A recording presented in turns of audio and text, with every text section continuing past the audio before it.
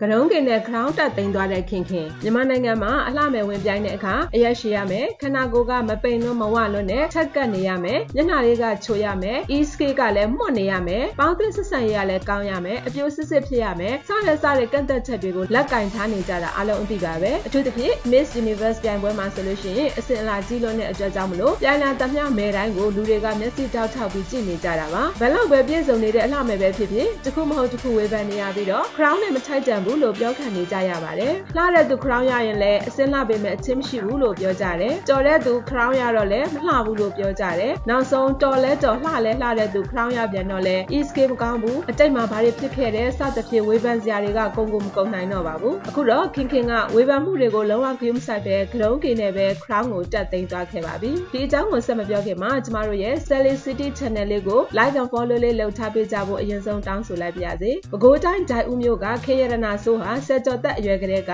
စိုင်းမင်းသမီးအဖြစ်နာမည်ကြီးခဲ့တဲ့သူပါသူ့ရဲ့စိုင်းဝိုင်းဟာဆိုလို့ရှိရင်လူတိုင်းကအလှူတွေမင်္ဂလာဆောင်တွေနဲ့ပွဲတွေကိုဖိတ်ချင်လို့တန်းစီနေရတဲ့အထိအောင်မြင်နေခဲ့ပါတယ်စိုင်းပညာမှာတစ်ဖက်ခန့်ခတ်ခဲ့တဲ့ခင်ကအဆိုပိုင်းမှာလည်းဒီတက်မှမလျော့ခဲ့ပါဘူးသူက The Voice မြန်မာပြိုင်ပွဲကိုဝင်ပြိုင်ခဲ့ပြီးတော့ပရိသတ်တွေအများကြီးရရှိထားတဲ့သူဖြစ်ပါတယ်စိုင်းဝိုင်းကြီးတစ်ခုလုံးကိုစင်ပေါ်တင်ပြီးတော့ပြိုင်ပွဲဝင်ခဲ့တဲ့ခင်ကမြန်မာတွေအားလုံးကိုသူ့ရဲ့အဆိုပြိုင်ပွဲတွေမှာချပြနိုင်ခဲ့တာကြောင့်အောင်မြင်မှုတွေအတိအမှတ်ပြုမှုတွေအများကြီးရရှိခဲ့ပါတယ်ပါရမီတွေအများကြီးနဲ့မွေးဖွားလာသလားလို့အောင်မရလောက်အောင်ဘာလို့ကိုအောင်မြင်ပေါင်းမြောက်နေတော့တာပဲဖြစ်ပါတယ်အခုလည်းခင်ကအလှမယ်ဝင်ပြိုင်နေပါတယ်ဒီလိုဝင်ပြိုင်ရတာကလည်းကောက်ရုံးမီလိုမျိုးစိတ်ကူးပေါက်တုံခဏရှောက်လို့တာမျိုးမဟုတ်ဘဲနဲ့တစ်နှစ်လောက်ထိကိုအချိန်ပေးပြီးစီစဉ်ထားရတာလို့သိရပါတယ်ကြိုတင်စီစဉ်ထားပေမဲ့လည်းတကယ်တမ်းဝင်ပြိုင်တဲ့အခါမှာသီလရှင်လူထွက်ဖြစ်နေတာကြောင့်သပင်ကကတုံးကေဖြစ်နေခဲ့ပါတယ်ဒါတော့မှသူက confidence ကတစ်စက်မှလျော့မသွားခဲ့ပါဘူးသူရဲ့တမူထူးခြားနေတဲ့ပုံစံနဲ့ပဲပွဲစဉ်တစ်လျှောက်လုံးမှာတောက်ပနေခဲ့တာပါမကြသေးခင်ကမြန်မာနိုင်ငံမှာအင်အားပြင်းငလျင်တစ်ခုလှုပ်ခတ်သွားခဲ့ပြီးတော့ဝမ်းနည်းပွဲဖြစ်ပျက်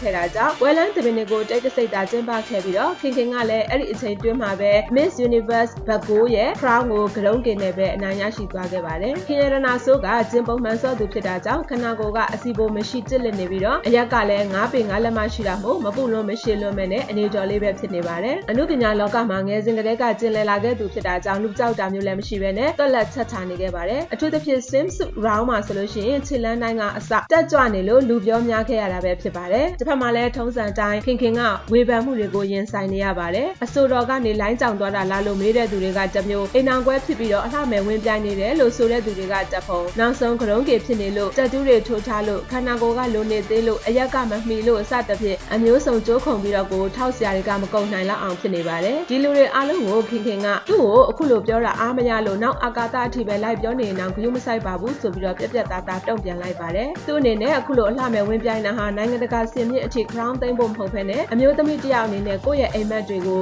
ကိုယ်တိုင်အကောင့်ထဲပေါ်နေတာလို့ဆိုပါတယ်ဒါပြင်ခင်က Miss Universe စင်မြင့်ပေါ်ကနေပြီးတော့အိမ်တွင်းအကြမ်းဖက်မှုတွေညော့နေသွားအောင်အမျိုးသားအမျိုးသမီး LGBT အားလုံးအတွက်စိတ်ချလုံခြုံမှုရှိတဲ့ရဝန်းတစ်ခုဖြစ်အောင်ပြေကောက်လုပ်ပေးခြင်းတယ်လို့လည်းပြောပြခဲ့ပါတယ်ဒီပွဲမှာ crown မရရင်လည်းစိတ်လုံခြုံမှုမခံစားရတဲ့အိမ်တွင်းအကြမ်းဖက်ခံနေရတဲ့အမျိုးသားအမျိုးသမီး LGBT တွေအားလုံးအတွက်အသိပညာတစ်ခုစိတ်ထက်ခွန်အားတစ်ခုပေးနိုင်မယ်ဆိုရင်နိုင်ပြီလို့ယူဆထားတာလည်းဖြစ်ပါတယ်ပရိသတ်တို့ရောခင်ရဲ့သဘောထားကိုဘယ်လိုထင်မြင်မိကြပါသလဲရှင်